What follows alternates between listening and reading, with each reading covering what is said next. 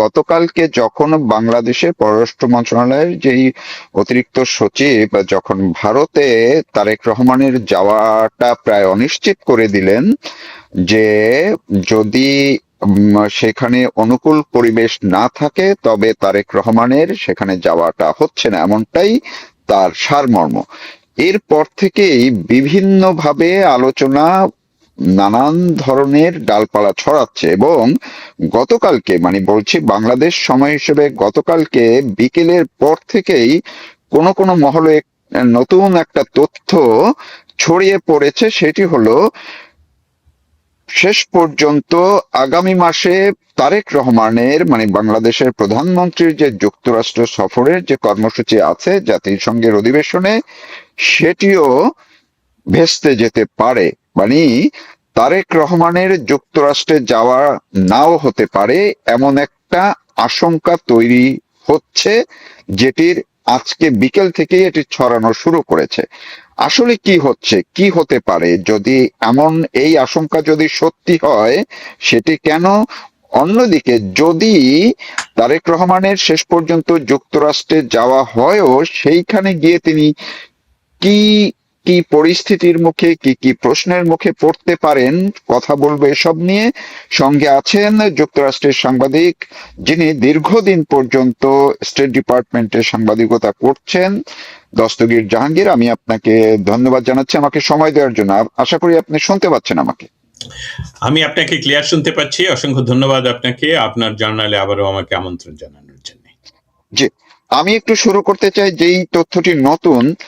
আপনি কি এমন কিছু শুনেছেন কিনা, আপনার কানে এমন কিছু কোনো তথ্য কি পৌঁছে গেল যে তারেক রহমানের যুক্তরাষ্ট্র সফরটাও ভেস্তে যেতে পারে, মানে তার যাওয়া আটকে যেতে পারে, এমন কিছু আপনি শুনেছেন কিনা?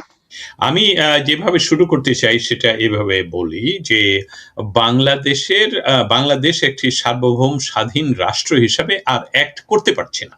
এর কারণটা আমি দেখতে পাচ্ছি যে একটি স্বাধীন সার্বভৌম দেশের প্রধানমন্ত্রী সেই দেশের পররাষ্ট্র মন্ত্রণালয় মন্ত্রী এবং পররাষ্ট্র নীতি সমস্ত কিছু মিলে মনে হচ্ছে এটি একটা ছেলে খেলার অবস্থানে দাঁড়িয়েছে। কারণ সেদিনের বাংলাদেশের সর্বশেষ স্বাধীন প্রধানমন্ত্রী শেখ হাসিনা যখন দিল্লিতে তিনি প্রেস কনফারেন্সে কথা বলছিলেন, তখন আমরা দেখতে পেলাম শুধু অস্থিরতা শব্দটা খুব ডিপ্লোম্যাটিক হাই লেভেল টার্মিনোলজি, যে অস্থিরতা দেখা দিয়েছিস, এটা আমি সেদিন দেখলাম এটা অস্থিরতা নয়, এটা একদমই যে যেটাকে বলে আতঙ্কগ্রস্ত। তারা মনে করছে এই বুঝি শেষ হয়ে গেল পৃথিবী, মনে করছে মানে তাদের পায়ের তলায় যেহেতু মাটি নেই, তারা সন্ত্রস্ত থাকে যে কোনো বিষয়ই।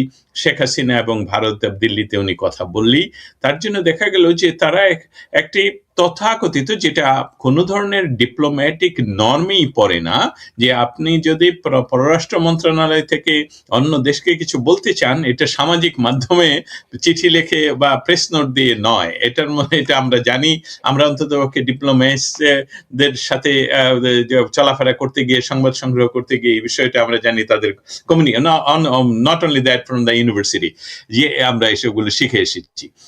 সেখানে দেখা গেল তারা বাংলাদেশের প্রধানমন্ত্রী শেখ হাসিনা কথা বলবেন মিডিয়াতে, সেটার জন্য ওরা ফেসবুকে একটা নোট পাঠালো কি সেটার মধ্যে 9 বার আমার একজন বলবো ইয়াংস্টার, সে বলল হিসাব করে সময় পাচ্ছি না, আপনাকে ছোট্ট করে ভিডিও করে পাঠাচ্ছি কতবার তারা এডিট করেছে। সো এইটা হলো দেখা যাচ্ছে যে বাংলাদেশের পররাষ্ট্র মন্ত্রণালয়, পররাষ্ট্র নীতি তথাপি এই আমি বলছি ডক্টর ইউনূস উত্তর তারেক রহমানের সরকার খুব অস্থির একটি পরিস্থিতি, এবং তারা আসলে নৌকাতে তারা বসেছে মাঝি হিসাবে, কিন্তু আসলে তারা মাঝি নয়, তারা বুঝতে পারছে না দেশ পরিচালনার বিষয়ে। যার জন্য আমি দেখতে পাচ্ছি যে এই সকালে বলে যে আমরা ভারত যাব, বিকেলে বলে আমরা ভারত যাব না। কি কারণ এসবগুলো মিডিয়াতে আসার আগে আলোচনা ইন্টারনাল সরকারের বিষয় হওয়া উচিত, এবং সেটা যদি কোনো ঘোষণা আসে সেই ঘোষণাগুলো আসা উচিত দুই রাষ্ট্রের পক্ষ থেকে, বাংলাদেশ বাংলাদেশ যদি না যেতে পারে তাহলে ভারতের সাথে একই টোনে কথা বলবে যে এই কারণে তারা আজকে যাবে না, ভবিষ্যতের অমুক মাসে তমুক মাসে যাবে। এসবগুলো হলো আমরা দেখে এসেছি, যা এই ডিপ্লোম্যাটিক ওয়ার্ডিং গুলো। কিন্তু এখন বলা হচ্ছে না আমি খাবো না, না আমি যাব না, ভারতের অমুক দখল করে ফেলবো। ভারতকে ধমক দিচ্ছে শেখ হাসিনা যাতে কথা না বলতে পারে আপনার মাটিতে বসে। আর শেখ হাসিনা তো শুধু উনার মাটিতে বসে কথা ওইখানে বলে না, উনি তো ওইখানে বসে সারা পৃথিবীর সব জায়গায় কথা বলে, Australia to Alaska, Washington DC to Japan, সব জায়গায় উনি কথা বলে বেড়াচ্ছেন। তাহলে ওই সকল সরকারকে ওনারা পররাষ্ট্র মন্ত্রণালয় এত দ্রুত গতিতে কিছু বলেনও না, লিখতে পারেন না, শুধু ভারত ভারত। এটা হলো বাংলাদেশের একটি বড় জনগোষ্ঠী, এটা দীর্ঘকালীন পরিকল্পনা এবং কাজের ইন্টেন্সিভ কাজের ফল হলো এই যে একটা বড় জনগোষ্ঠী এখনো বিশ্বাস করে যে বাংলাদেশ তৈরির মৌলিক কারণটা হলো ভারতের পাকিস্তান বিরোধিতা করা।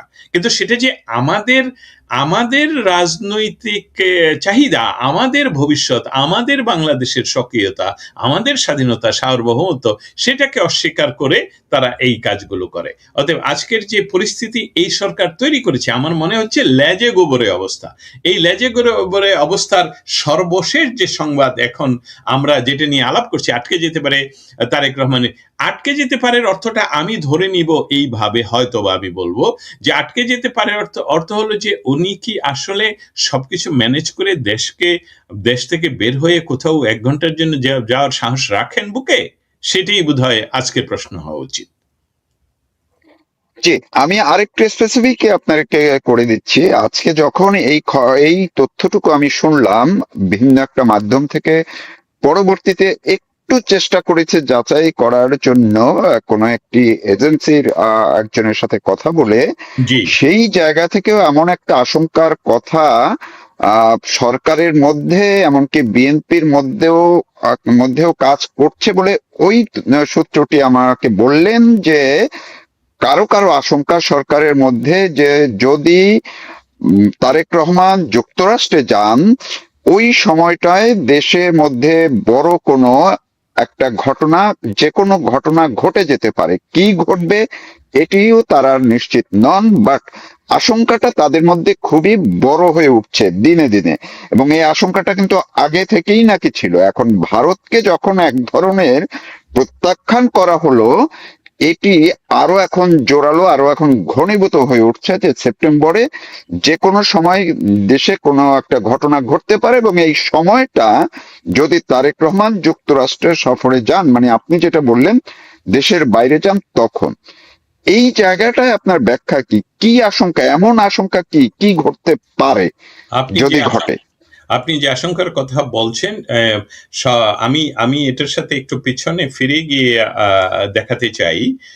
আমাদের 5ই অগাস্টের পরবর্তীতে বাংলাদেশের এখনো পর্যন্ত যিনি সেনাবাহিনী প্রধান আছেন, তিনি কিন্তু এই জামাতি বেশভূষা ধারণ করার আগে উনি রাশিয়া ভ্রমণ করতে গেলেন, উনি বিভিন্ন দেশে ভ্রমণ করতে গেলেন, যে উনি মহাব্যস্ত, বাংলাদেশে কিছু ঘটে নাই, এটা স্বাভাবিক নর্মাল, এই একটা ভাইব তৈরি করার উনি চেষ্টা মানে এটাও মেটিকুলাসলি ডিজাইনের অংশ হিসাবে আমি মনে করি। বাট আমরা যেটা জানি যে কোনো কিছু স্থির থাকতে হলে দুটি বিপরীত পক্ষের সমান শক্তিমান থাকতে হয়, যেটা ফিজিক্সের একদম বেসিক এই সংজ্ঞা। সেখান থেকে বাংলাদেশে যে একপক্ষীয় একটা ঘটনা ঘটে গেল, যে আমরা দেখলাম যে ডক্টর ইউনূস কোথা থেকে আসলেন, 3 দিন বাংলাদেশের সরকার ছিল না, তিনি ফিরে এসে একটা তথাকথিত একটি সরকার করলেন। সেই সরকার বাংলাদেশে জঙ্গি উত্থান করলেন, সমস্ত জঙ্গিদেরকে ছেড়ে দিলেন, জামায়াত ইসলামকে ক্ষমতায় বসানোর জন্য তারা কিন্তু ফাইনালি এই ইলেকশনে রাজি হলো। ভারত, আমি আপনার মাধ্যমে সরাসরি বলি, ভারতের জন্য সেটা আসলে হয়ে ওঠেনি, যার জন্য জামাত খুব ক্ষুব্ধ। এখন এই সার্বিক ডটগুলো যদি আমরা একসাথে করি, তাহলে আমরা কি এই আশঙ্কা করতে পারি না? আমরা তো 75-এর 15ই অগস্টের পর কতগুলো ছোট ছোট কু আমরা দেখতে পাই, এবং সেসবগুলোর ফাইনাল ফলশ্রুতিতে ফাইনালি যখন তার মূল খলনায়ক জিয়াউর রহমান যখন প্রেসিডেন্টের ক্ষমতায় চেয়ারে বসেন, তারপর উনি ডান হাতে বাম হাতে বহু মুক্তিযোদ্ধা অফিসারদেরকে হত্যা করেন, তার অর্থাৎ ফাঁসি দেন। এবং তখন কিন্তু উনি বাংলাদেশের বাইরে যেতে একদমই সাহস করেননি এবং জানেনি। তো আপনার প্রশ্নের ভিতরে আপনি যে ব্যাখ্যা তুলে ধরলেন, সেটাকে আমি আমার মতন করে বলছি, অস্থিরতাটাকে প্রচন্ডভাবে প্রকাশ পাচ্ছে। এখন তারেক জিয়া নিউ ইয়র্কে আসার একটি মৌলিক কারণ আছে সেখানে। সেই কারণটা হলো যে আমেরিকার যে নিষেধাজ্ঞা আছে ইয়ের উপরে, একজন ব্যক্তি তারেকের উপরে, সে বাংলাদেশের রাষ্ট্রের সরকারের প্রধান হিসাবে সেকে প্রমাণ করতে পারবে কিনা যে আসলে এটা বাতিল হয়ে গেছে, কারণ কেউ তো বলবে না। আমরা যখন প্রশ্ন করি, আমি এটা প্রশ্ন ইমেইলে পাঠিয়েছিলাম যে আমরা এই সকল পার্সোনাল তথ্য আমরা প্রকাশ করি না, স্টেট ডিপার্টমেন্ট, আমি এটা নিয়ে নিউজ করিনি, আমি বারবার জিজ্ঞেস করেছি। এখন তিনি না আসলে তো এটা প্রমাণিত হবে না যে ওনার উপর নিষেধাজ্ঞা বাতিল হয়েছে, কারণ আমরা জানি মোদির উপরে নিষেধাজ্ঞা ছিল, তারপর মোদি এমনকি হোয়াইট হাউসে, সেদিন আমি উপস্থিত ছিলাম সেখানে, মোদি হোয়াইট হাউসে উপস্থিত হয়েছেন। এইটাও তারেক জিয়ার জন্য একটা চ্যালেঞ্জ প্রমাণ করার। কিন্তু তারেক জিয়ার জন্য আরেকটা চ্যালেঞ্জ হলো ভারতের সাথে। আমি জানি তারেক যতটুকুই না ভারত বিরোধিতা, কারণ তারেকের ক্ষমতায়নের একটি অনেক ক্রীড়ানকের মধ্যে ভারতকে ক্রীড়ানক বলবো না, অনুঘটক বলবো, সেখানে ভারতের সাথে ইচ্ছা করে যে পায়ে পড়ে ঝগড়া করার যে সর্বশেষ গত দিনে যেটা ঘটলো, সেটা ভারত এখন বিশ্বের একটি ক্ষমতাসীন বা ক্ষমতাধর শক্তি, শুধু রাজনৈতিক নয়, শুধু সামরিক নয়, অর্থনৈতিকভাবে। সেখানে যে বৈশ্বিক যে দ্বন্দ্ব চলছে, ব্যবসায়িক দ্বন্দ্ব চায়নার সাথে আমেরিকার, সেখানে আমেরিকা এফোর্ড করতে পারবেই না ভারতকে হারানো। আর ভারত সরাসরি এফোর্ড বলে দিয়েছে সারা জীবন, এটা অনেক ভারতের স্বাধীনতা লাভের পর থেকেই ভারতের পশ্চিমে যে তথাকথিত আজাদ কাশ্মীর রয়ে গেছে, সেই ক্যান্সারই ভারতের জন্য যথেষ্ট। অতএব একটা পূর্বে অস্থিতিশীল দেশ, আমি সরকারও বলছি না, দেশও ভারত এফোর্ড করতে চায় না, এবং সেটার জন্য তারা সব সময় কাজ করে যাচ্ছে। তারই ফলশ্রুতিতে এখন তারেক জিয়া কি এই রিস্ক নিবেন জাতিসংঘের আশা এসে যদি ক্ষমতাচ্যুত হন? কারণ আমি জানি, আপনি জানেন, বাংলাদেশের মানুষ জানে, শেখ হাসিনা কিন্তু ঘোষণা করে দিয়েছেন উনি যে কোনো সময় দেশে ফিরবেন, এবং দেশে ফিরা এটা ওনার অধিকার। আমরা জানি তথাকথিত একটি ট্রাইব্যুনালে ওনার যে রায় ঘোষণা করেছে, সেটা যারা রায় ঘোষণা করেছে তারাই বলে দিয়েছে যে আমরা যে কাজগুলো 18 মাসে করে দিয়ে গেলাম, তার ভিতরে শেখ হাসিনার রায় ঘোষণা, এটা তারা সরকার বলেছে, মানে তথাকথিত সরকার, এটা তো বলে নাই যে আমরা করিনি, এটা কোর্ট করে দিয়েছে। অতএব শেখ হাসিনা সহ ভারতের যে ইন্দো প্যাসিফিক জোনে একটি বাংলাদেশ যাতে আরেকটি অস্থিতিশীল রাষ্ট্র না হয়ে ওঠে, তার জন্য সমস্ত কিছুই করবে, এবং সেটা তারেক জিয়ার জন্য একটা বিরাট সংখ্যা। আমি আপনার সাথে সম্পূর্ণ একমত, এবং আপনাকে যারা তথ্য দিয়েছেন তারা নিশ্চয়ই এই সংখ্যার কথাটা সম্পূর্ণভাবে জেনেই কথাটা বলছেন। এবং তারেক জিয়াকে এখন দেখা যাচ্ছে না নিউ ইয়র্কে এবং ওয়াশিংটন ডিসিতে। আমি গত কয়েকদিনে দেখিনি, কারণ সেপ্টেম্বর তো চলে আসলো বলে এখনো পর্যন্ত দেখিনি কোনো প্রোগ্রাম তৈরি করতে তারেক জিয়াকে নিয়ে। ধন্যবাদ। আপনি যে কথাটি বললেন, এইটার সূত্র ধরে আরেকটু বিএনপির মধ্যেও, এমনকি যারা সরকারে আছেন, মন্ত্রী পদমর্যাদায় আছেন, এমনও একাধিক জায়গা থেকে কিন্তু একটা গুঞ্জন আছে যে আওয়ামী লীগ হয়তো বা অপেক্ষায় আছে, তারা ডিসেম্বরের কথা বলেছে, শেখ হাসিনা ডিসেম্বরের কথা বলেছেন, কিন্তু এটা কিন্তু আমি বিএনপির ভিতরের ভয়ের কথা বলছি, এটা আমার কথা না। তাদের কারো কারো জায়গায় আশঙ্কা আছে যে এটি তারেক রহমানের কানে পর্যন্ত তারা পৌঁছে দিয়েছেন, যে তিনি দেশের বাইরে গেলে, ওই সময় বিশেষ করে যুক্তরাষ্ট্রে গেলে, ওই সময় হয়তো আওয়ামী লীগ ঢুকে যেতে পারে, শেখ হাসিনা চলে আসতে পারেন, আপনি যেটি বললেন। এবং এই আশঙ্কা কিন্তু বিএনপির মধ্যেও আছে, এবং এটি আলোচনা হয় ভিতরে। এইটার সঙ্গে আপনার কোন যোগসূত্র আপনি পাচ্ছেন কিনা? অবশ্যই এই কথাটা আমি তুললাম, এবং আপনি এটাকে কোট করাতে আমার ভালো হলো এই জন্যে, এটা কিন্তু আওয়ামী লীগ বলছে না। একটি কথা আপনার না, সাথে আমি এখানে ক্লিয়ার করে রাখি, শেখ হাসিনা ডেট দেননি। শেখ হাসিনা বলছেন আমি দেশে ফিরবো, আর এবং শেখ ডিসেম্বরের মধ্যে এই কথাটা। ডিসেম্বরের মধ্যে। হ্যাঁ, দেখেন তো ডিসেম্বর তার ডেডলাইন না, উনি ডিসেম্বরের মধ্যে আজকে চলে যেতে পারেন, কালকে চলে যেতে পারেন, উনি যে কোনো সময় যেতে পারেন। আর উনি যদি যান তাকে তো বাধা দেওয়ার কেউ না, কিছু না। একটা সাধারণ নাগরিককে কেউ সরকার কিন্তু সিকিউরিটির ব্যবস্থা করতে হয়, আর উনি তো শেখ হাসিনা, এটা তো আর ব্যাখ্যার প্রয়োজন নেই যে ওনার সিকিউরিটি, উনি যে কোনো সময় দেশে ফিরবেন, ওনাকে সিকিউরিটি দিতে হবে। তারপরের বিষয় অন্য বিষয়। শঙ্কার বিষয়টা হলো যেটা বিএনপির ভিতরে একটা বিরাট গোষ্ঠী, কারণ আপনি অস্থির থাকেন কখন, যখন আপনি জানেন যে এই বিষয়টা সম্পূর্ণভাবে স্থিতিশীল নয়। আপনি নৌকায় উঠলেন, আপনি যদি দেখেন নৌকা ডুবি ডুবি, আপনার 10 জনের ভয় হচ্ছে না, কারণ দে ডোন্ট কেয়ার। কিন্তু যারা চিন্তা করতে পারে তারা তো শঙ্কায় থাকে। যেমন বাংলাদেশে, এটার সাথে আমি তুলনা করে তারপরেও এটা অন্য একটা সাইড আপনার জন্য দেখি, মানে আমাদের দর্শক শ্রোতাদের জন্য। আমি বাংলাদেশে গেলে বাসে চড়লে আমি আতঙ্কগ্রস্ত থাকি যে কখন জানি বাসটা পড়ে যাবে, কারণ ওনারা যেই বড় বড় বাস, আমেরিকান বাপরে ইউরোপিয়ান বড় বড় বাসগুলোর মতো নেই, কিন্তু রাস্তা তো সরু, এবং সেই সরু রাস্তার ভিতরে ওনারা যে স্পিড করেন, যে তারপরে গরু ছাগল মহিষ সব আছে রাস্তায়। আমি এই উদাহরণটা দিলাম এই জন্যে, এই এই রাষ্ট্র যে দল চালাচ্ছে বিএনপির এরা জানে যে এটা সরু রাস্তা, আমরা সঠিকভাবে নির্বাচিত সরকার নই, আমাদের জনগণের সাথে সম্পৃক্ততা নেই, আমরা একটা মেটিকুলাসলি ডিজাইন 32 নম্বর ভাঙ্গার সাথে সংযুক্ত করে ফেলেছে আমাদেরকে। একটা বিরাট জনগোষ্ঠী জানে যে শুধু তাদের অন্ধ সমর্থক ছাড়া, এমনকি তাদের বিএনপিরাও জানে যে 32 নম্বর ভাঙ্গার পিছনে তারেক জিয়া যুক্ত।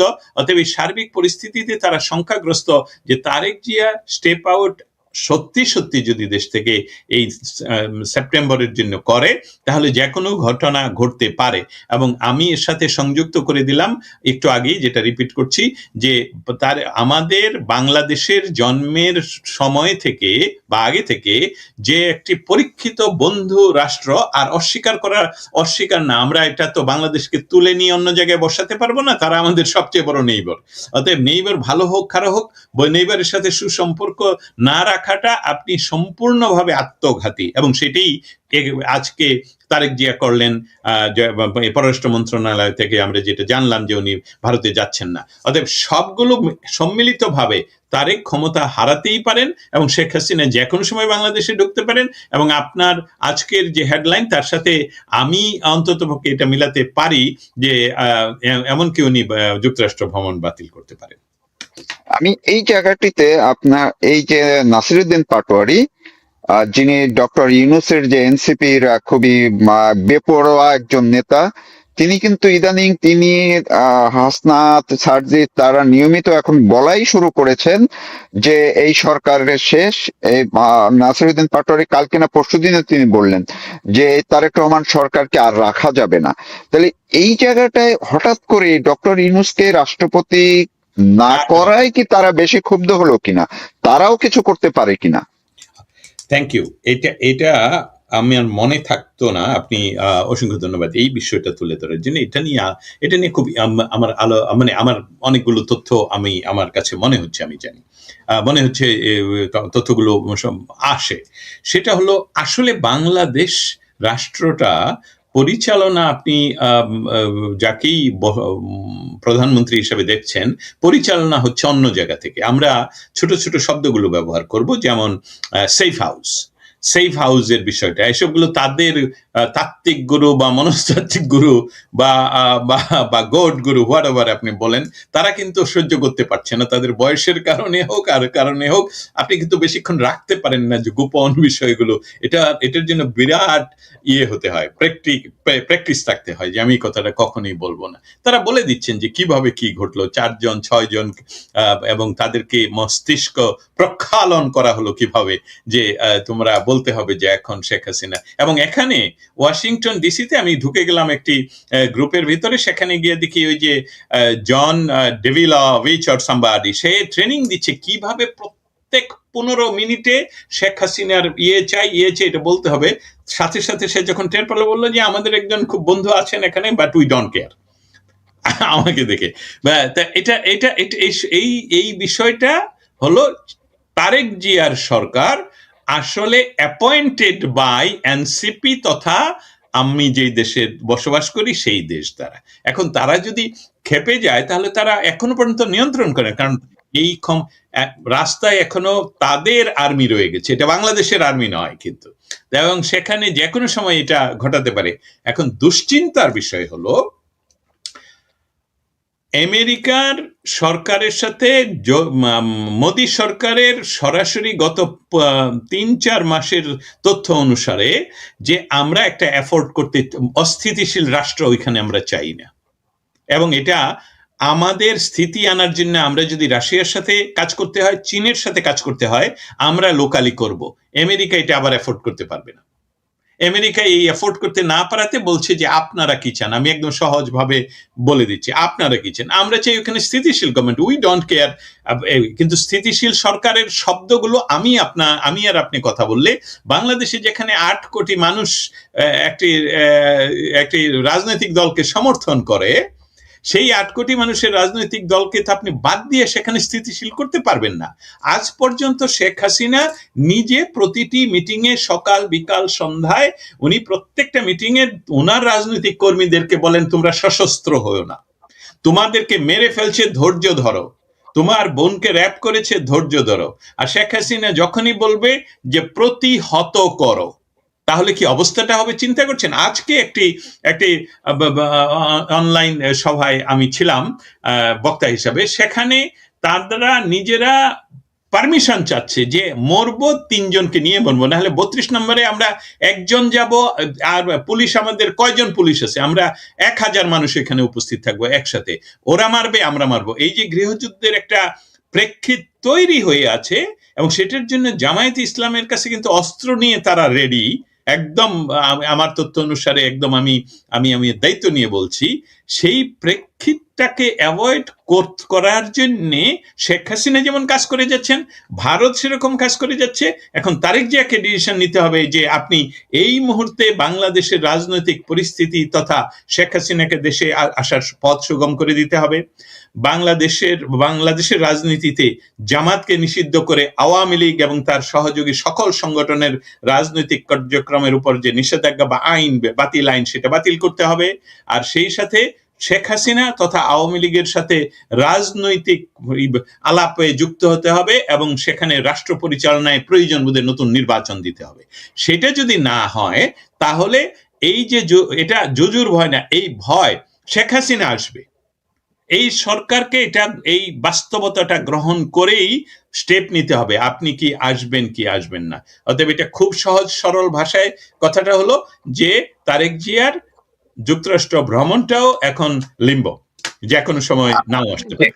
আমি এইটার সঙ্গে একটু ভিন্ন ভাবেই যদি আমরা ইতিবাচক ভাবেই দেখি, ধরুন কোনো কিছু দেশে কোনো কিছু না হলো, না ঘটলো না, সবকিছু স্বাভাবিকভাবেই আছে, তারেক রহমান যুক্তরাষ্ট্রে গেলেন, তো সেইখানে যাওয়ার পরে জাতিসংঘে তো বিভিন্ন রাষ্ট্রের প্রতিনিধিরা সেখানে উপস্থিত থাকবেন। যেই জায়গাগুলোতে বাংলাদেশের বর্তমান পরিস্থিতি সেই রাষ্ট্রগুলোর সবাই জানেন, এবং সর্বশেষ শেখ হাসিনা যে মিডিয়ার মাধ্যমে বিশ্বের কাছে যেই তথ্যগুলো পৌঁছে দিয়েছেন, সেই জায়গায় আপনার তো ব্যাপক অভিজ্ঞতা আছে এই জাতিসংঘের অধিবেশন কভার করার, স্টেট ডিপার্টমেন্ট কভার করার। ওই জায়গায় তারেক রহমান যদি যান, সেই ক্ষেত্রে তিনি কি বাংলাদেশের এই যে আপনি বললেন যে ইস্যুগুলো, এগুলো নিয়ে কোনো প্রশ্নের মুখে পড়তে পারেন?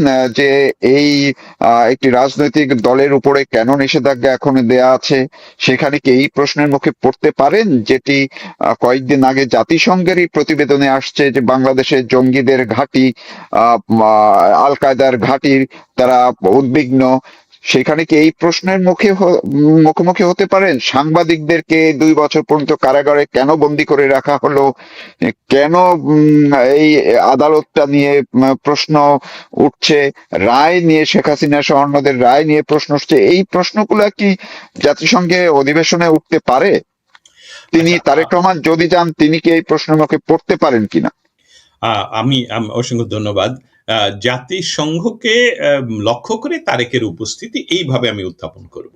জাতিসংঘের এজেন্ডায় এই বিষয়টা আলাপ হবে এইরকমটা যাতে আমাদের দর্শক শ্রোতারা না মনে করেন আমরা বলছি। না, অনেক সাইড লাইনেও তো মিটিং গুলো হয়। সাইড লাইনের কথা। অতএব জাতিসংঘের এজেন্ডার বাইরে যে কাজগুলো জাতিসংঘে প্রতি বছর ঘটে, সেই ঘটনার একটা হলো যে সাইড লাইনে অনেক দেশের অনেক ইনফ্লুয়েন্সিয়াল গ্রুপ, উপগ্রুপ, এরা পৃথিবীর বিভিন্ন দেশের বিভিন্ন রাজনৈতিক পরিস্থিতি নিয়ে তার সাইড লাইনে ওনাদের সাথে আলাপ হয়, সেমিনার হয়, এবং সেসবগুলো বিশ্ব মিডিয়ায় সমালোচনা হয়। তারেক রহমানের সবচেয়ে আশঙ্কাজনক অবস্থা হলো এই যে সবগুলো প্রত্যেকটা আপনি মেনশন করেছেন। আমি শুধু আপনার মেনশনের সাথে একটা যুক্ত করব যে বাংলাদেশের বিচার ব্যবস্থা সম্পূর্ণভাবে অনুপস্থিত, মানে সেখানে কোনো কাজ হচ্ছে না, বিচার ব্যবস্থা নাই, যেটার যে ফাংশন করে না বলে যে বাংলাদেশে কোনো ধরনের ভিআইপি যাদেরকে 24 মাস ধরে জেলে পুরে রাখা হয়েছে, নট অনলি আওয়ার জার্নালিস্ট, বিচারপতি সহ অনেককে, এবং বাংলাদেশের বুদ্ধিজীবী শ্রেণীর অনেককে, রাজনৈতিক নেতৃবৃন্দ আমির হোসেন আমু সহ অনেককে, তাদের জন্য হ্যাঁ বিচার করেন, বিচার করে রায় দিয়ে তাদেরকে জেলে রাখেন, কিন্তু বিচারিত হচ্ছে না এবং তাদেরকে কোনো, অতএব সম্পূর্ণ ব্যবস্থাটাই যে বাংলাদেশে কাজ করছে না, এটা একটা। শেখ হাসিনার বিষয়টা আপনি বললেন, ট্রাইব্যুনালের কোনো জুরিসডিকশন নাই এই ধরনের বিচার করে রায় দিয়ে দেওয়া। আবার তাদের পূর্ববর্তী সরকার, যেটা ইন্টারিম সরকার, তারাও বলে গেছে যে আমরা রায় দিয়ে এসেছি, এইটার সম্মুখীন হবেন। আর মূলত বাংলাদেশের একটি বাংলাদেশ তথা আমি যদি এই মুহূর্তের বিশ্বের রাজনৈতিক দলগুলোর ইতিহাস একসাথে করি, সেখানে আওয়ামী লীগ একটি অন্যতম পুরাতন রাজনৈতিক দল, এবং তার রাজনৈতিক দল হিসেবে যে সমর্থন এখনো পর্যন্ত সেটা বিএনপির চেয়েও বেশি। সেখানে এরকম একটা রাজনৈতিক দলকে আপনারা নিষিদ্ধ ঘোষণা করলেন, এমনকি কমিউনিস্ট উত্তর পূর্ব ইউরোপ এবং রাশিয়াতেও কমিউনিস্ট পার্টি কিন্তু নিষিদ্ধ নয়, যদিও তারা দীর্ঘকালীন সময় ধরে এককভাবে কোনো নির্বাচনবিহীনই দেশ পরিচালনা করেছেন। তো সেখানে এটা তো আপনারা কিভাবে নিষিদ্ধ করলেন? এই কথাটা খুব স্বাভাবিকভাবে সংবাদ কর্মীদের মাঝে আসবে। আরেকটা বিষয় বলে রাখি, বিপজ্জনক অবস্থা হলো তারা তো করিডোরে, মানে এটা যখন আমার পাস আসে ভিতরে, আমার সাথে ওনার দেখা হতে পারেই। অতএব সেখানে আপনার মুখ বন্ধ করে, এটা তো বাংলাদেশ না যে আপনাকে কেউ বন্ধ করে দিতে পারবে যে উড়ান। আপনি যদি উনি উত্তর না দিলেও আপনি তো শাউট করে প্রশ্ন করতে পারেন। হোয়াইট হাউসের পেছনে যেখান থেকে হেলিকপ্টারে উঠেন প্রেসিডেন্ট, সেখানে প্রচন্ড আওয়াজের ভিতরে, আমি ভিডিওটা আপনাকে একদিন দিব শুধু দেখানোর জন্য, আমি চিৎকার করে জিজ্ঞেস করছিলাম যে বাংলাদেশে এই ঘটনা ঘটছে, আপনার মন্তব্য কি? উনি আমার দিকে তাকানো নাই, শুনেনও নাই, বাট এটা তো রেকর্ডেড যে এই প্রশ্নটা ওনাকে ছুড়ে দেওয়া হলো। উনি হয়তো বা পরবর্তীতে ওনার প্রেস কোরেরা ওনাকে দিয়েছেন যে এই ভদ্রলোক দস্তগীর জাহাঙ্গীর বাংলাদেশে সে প্রশ্ন করেছে। তো এই সবগুলো হলো রেকর্ড, এবং তার জন্য এই ভীতিটা, সবচেয়ে বড় ভীতি হলো ওনার কাছে কোনো উত্তর নেই। আরেকটা বিষয় হলো যে যেহেতু উনি কথাও বলতে পারে না এখনো পর্যন্ত, মিডিয়াতে শেখ হাসিনা বাংলাদেশ এইটাই সংবাদ, বিশ্ব মিডিয়ার কথা বলছি, তারেক জিয়া নামক প্রধানমন্ত্রীর কথাও আসে না। তারা এখনো, আপনি এমনকি চ্যাট জিপিটি বলেন, যে অন্য যে কোনো ধরনের এআই কে এখনো প্রশ্ন করলে এখনো বলে শেখ হাসিনা প্রধানমন্ত্রী। তার অর্থ হলো তারা এই তথ্যগুলো প্রতিষ্ঠিত করতে পারে নাই। অতএব আপনার এই মৌলিক প্রশ্নতে ফিরে যাই, তারেক জিয়া বাংলাদেশের পরিস্থিতি নিয়ে ইউরোপিয়ান ইউনিয়নের রাষ্ট্রনায়কদের সাথে, যাদের সাথে ওনার দেখা হওয়ার যদি হয়, তাদেরকে এই প্রশ্নের উত্তর দিতে হবে। বিভিন্ন গোষ্ঠী এবং স্পেশালি আমি বলবো জার্নালিস্টদের যে বড় বড় ইনফ্লুয়েন্সিয়াল গ্রুপগুলো, যেটা ওয়াশিংটন ডিসি এবং নিউ ইয়র্ক ভিত্তিক, তারা ইতিমধ্যে প্রস্তুত। আমি ন্যাশনাল প্রেস ক্লাবের মেম্বার হিসেবে বলছি, প্রস্তুত যে আমাদের সাংবাদিকদেরকে 24 মাস জেলে পুরে রাখলেন, আপনার সরকার তো নির্বাচিত সরকার, তাহলে অন্তত পক্ষে তাদেরকে বেইলের জন্য ব্যবস্থা করেন না কেন?